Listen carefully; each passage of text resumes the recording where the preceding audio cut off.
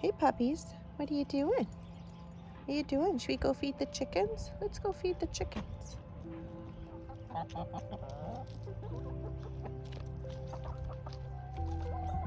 What do you think, ladies? You don't seem very hungry. Are you full of pumpkin? I'm full of pumpkin. Hi friends.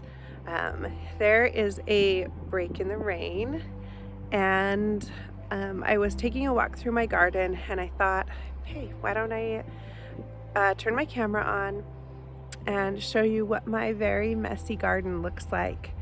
I have been sick for about a month. I don't have COVID. I just a really bad sinus infection that I just had a hard time getting over. I have an autoimmune disease, and that's sort of the way that it goes sometimes.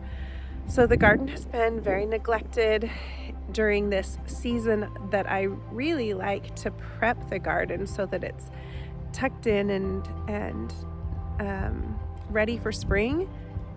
That's not maybe going to happen this year, or it's going to happen later, and that's okay. Gardens are very forgiving.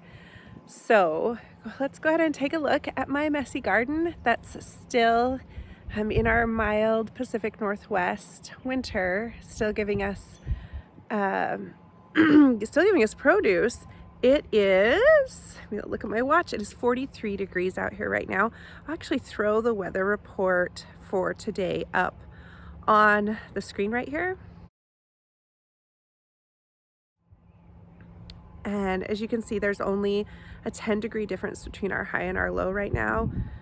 We really do live in a pretty mild climate. It rains a lot, so you have to deal with the rain. And while we have had frosts, we definitely don't have a frost or get below freezing every day here right now. It will get colder as we move into January and February, but this is pretty typical for December here. So let's take a look at both the mess and the beauty that's still going on in my garden right now.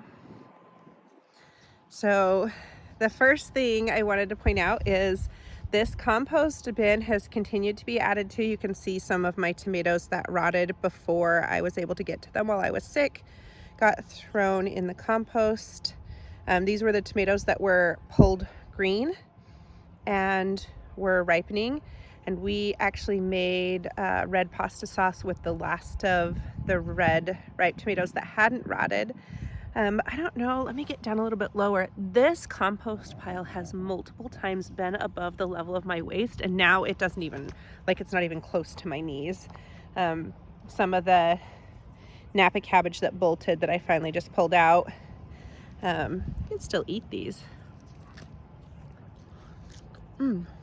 Delicious. They're still trying to grow.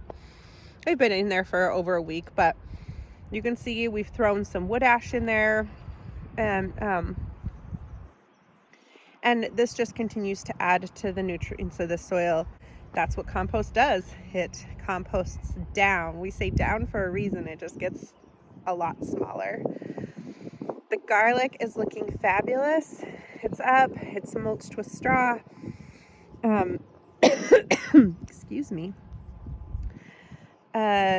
So the two dichotomies of, a little bit of a mess and nice and tidy is basically the story of the garden right now. Excuse me. Miracle the artichoke has come back in her full glory. This is why artichokes here are harvested so early in the spring, is because they just love this cold, wet weather. And she's so well established that she doesn't even really need to be mulched. The mulch from the wood chips will protect her, unless hopefully we don't get really hard frosts. If we drop really far below freezing, I may need to come cover my artichokes. And Miracle's not the only artichoke. I have several more, but I should have a story time about Miracle the artichoke and why I call her that. But she's getting pretty big and has been split once and probably needs to be split again. She's kind of impeding on the path. The cabbages, are being eaten extensively by something. So I don't know if I will get any cabbage. I didn't cover them, I haven't treated them, and probably the slugs are making good use of them. The spinach never came up, or it came up and then I don't know if something ate it, but it was like planted like right in here, and now there's just weeds. So at this point I just need to sheet mulch this bed. I may even just give up on the cabbage and sheet mulch the whole thing to have it be nice and new and ready. This bed, this is all cilantro right here. It's perfect weather for growing cilantro. It grows slowly, but it won't bolt because it loves this weather. And there's nothing, oh, there was some spinach planted over here. Let's take a look. If I want fennel fronds, which, you know, who doesn't always want fennel fronds, but oh, see, there was some spinach planted over here, and it's also getting eaten, probably by the slugs that have less to eat. It really hasn't done much. So there's not much in this bed other than the cilantro. This bed still has some of the Napa cabbage. I don't know why I didn't pull those two out. They're clearly bolted. Who knows? I got tired. I still have beets.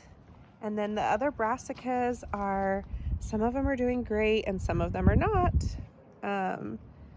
And that's, you know, how neglecting the garden, when a garden's neglected, that's kind of how it goes. Is, you know, you leave things to their own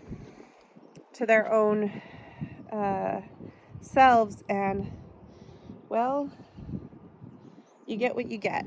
There are also some beets in here that are growing slowly, but they are growing. Yeah, there's a couple. So that was my last planting, these little red guys. That was my last planting of beets, and they will grow slowly in this weather, but they are growing. This is the tomato bed. I did manage to get the poles pulled out, and the frost has killed obviously everything. And my hope is to get these plants clipped out, put in a compost bin, and then have this bed. Ideally, I would have this bed covered in cardboard, but because it has straw, it's been lower on the priority list, and there are weeds in it, but not a lot. So it's not too bad. If something has to sit, this isn't a bad bed to sit. Over here, I missed a lot of my cranberry bean harvest. They're all sadly still sitting here. I don't know, I think they're too wet too. Isn't that interesting looking though? In the winter, there's such interesting textures in the garden. The chickens would probably eat those though. I would pull those out and feed them to the chickens. The parsley is plugging along in the corner, and of course there's tons of kale still. The kale does not mind the cold, and neither does the celery. I mean, celery is frost tender, but it will handle light frost. So still getting celery and kale. And over here, this is the Swiss chard that was planted in the spring in the chaos garden. So from my last video that I talked about, this was my bed that had the chaos garden in it, where I grew my spring greens. Then later it had onions in it, and then later it had tomatillas in it. It had 3 crops in it. I have put some brassicas in, and just like all my other brassicas, they're just there's some Brussels sprouts over here, and they just have not done well. Kale's doing great. The Swiss chard is doing great. And so we're still eating quite a bit off that. Over here, the garlic, this is where the garlic was planted last year, and then the peppers. And these beds, because they're newer beds, it is more critical that they get covered. They still do have a lot of weed seed in them, and so I was more intentional about covering them.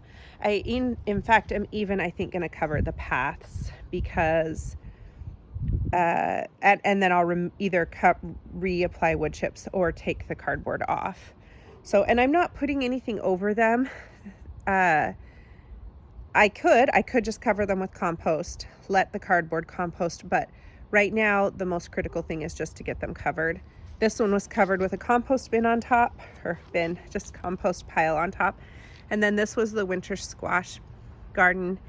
And this is what it looked like before that. This is kind of the last wild spot in my garden where the blackberries still and the cottonwood still have their stronghold.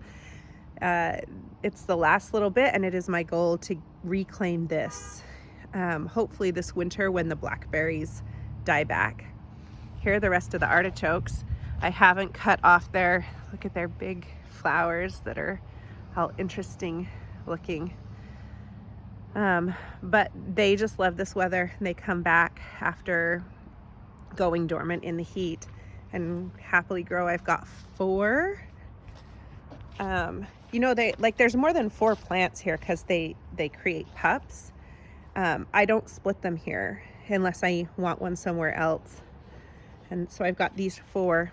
And then I wanted to show you something interesting. Lincoln found one. Lincoln was working out behind our fence. So this is back behind our fence on this piece of land we take care of. It is unclear who it belongs to. That's a different story, but do you see there's an artichoke? Oh, I have to back up. There's an artichoke right there and an artichoke right there. And they must have gotten there from squirrels or birds, but I am so excited. This was all a blackberry patch that we've tried to keep cut down. When we first moved here, it was up 20 feet and is wide up clear out to that log or maybe further, and we cut it down routinely. As you can see, let me back up. It's got the fence line is the hardest part to keep, and you can see that this part in particular is bad near the fence.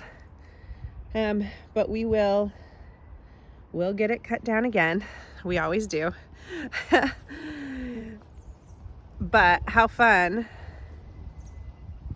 It's so fun that these artichokes are spontaneously popping up with the help of nature and are happy growing there. So we're happy to let them. That's where they chose to grow, and we'll do our best to give them their space. They do seem to do well around these other plants that choke out most other plants, and so that's one of the delightful benefits of artichokes, at least where we live. Again, the newer beds get more attention than the older established beds. This was a brand new bed this spring that I grew asparagus in. The asparagus is already, so I cut the fronds down, and let me show you. So it's December, but look what's going on right there, and in several other places. So as I was prepping that bed to make sure that the asparagus would have its best chance for its second year, I was delighted to see a few popping up. And that, again, when things must be prioritized, new beds get the priority.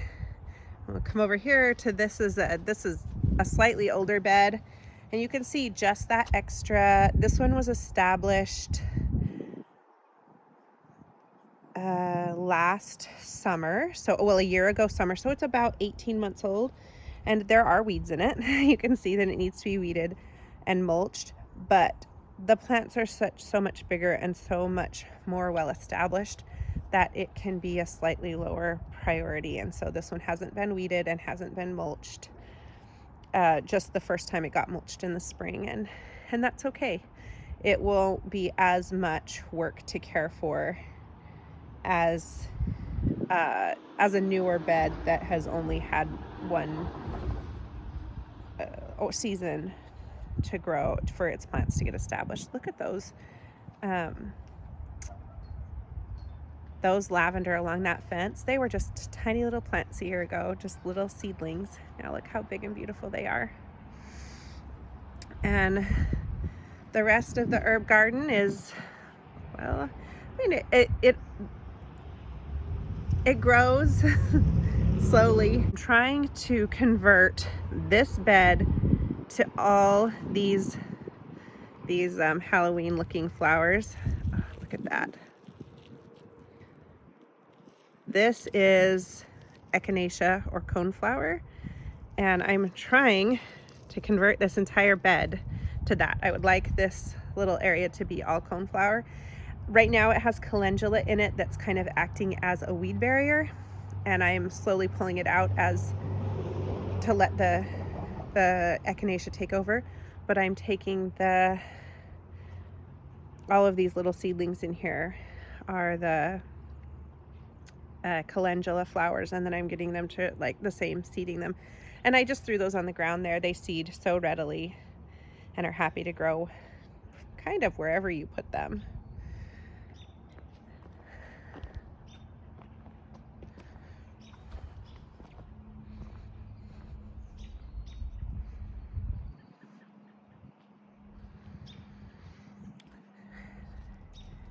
The green stalk, my one last marigold that I couldn't bear to bring out, has definitely died, but the strawberries are doing great.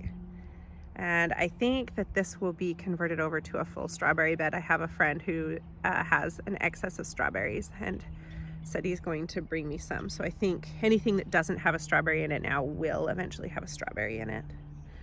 Bamboo is year-round green for us here.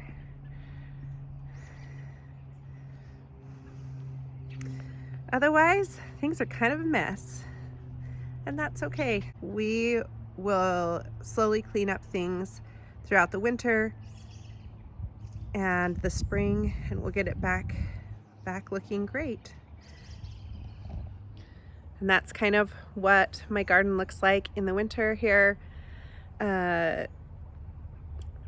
Some things still growing, but a lot of things are struggling with the rain and the wet, and it is a quiet, restful season, and I'm grateful for it. I wish I hadn't spent a good portion of it so far sick, but I am feeling better, so good. I mean, hooray for that.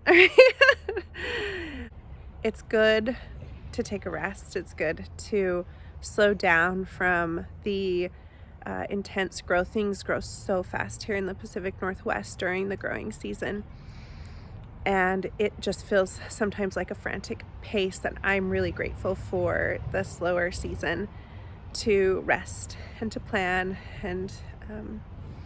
and also still for the opportunity to still walk out here and do a few things when I'm able to, and to harvest some kale and some celery for soup, and to watch my garlic grow, and just have, where we live, we just have that really nice balance of those two lovely things.